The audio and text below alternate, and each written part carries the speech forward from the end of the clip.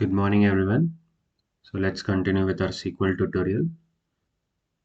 So in the last video, we have discussed about the select clause and where clause. So if link is in the description, if you haven't watched, so you can go through that video. So today we will cover the use of distinct keyword and sp underscore help, that is stored procedure, and then table name. We are going to discuss about these two. So I have this table, student table.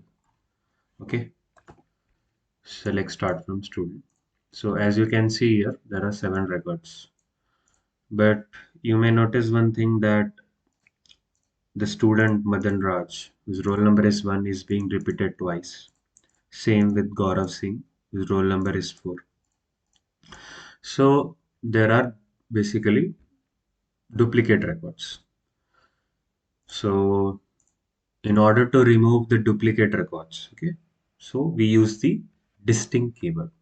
So basically to remove the duplicate records. So currently there are 7 rows. Okay. So I am using the distinct, select distinct from start from student. So as you can see here, there are only 5 records. So the duplicate records are removed. So in this way, we can use the distinct keyword. Okay. So just a second. I will reopen the file. Just wait a minute.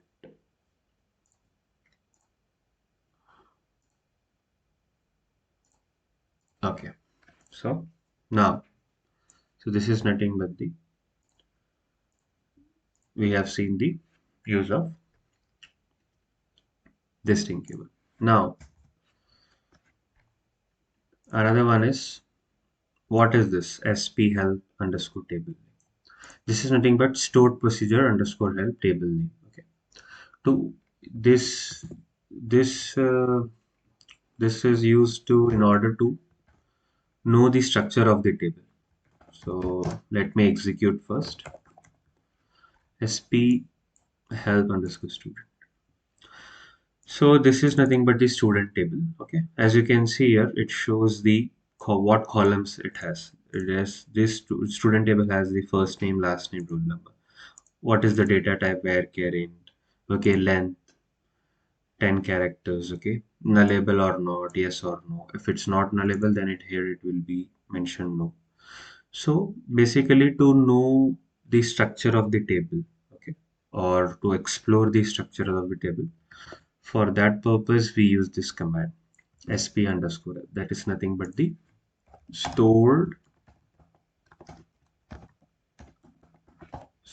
procedure. Okay. So this was all about the how distinct is used and what is the use of this sp underscore table. So simple syntax. Okay.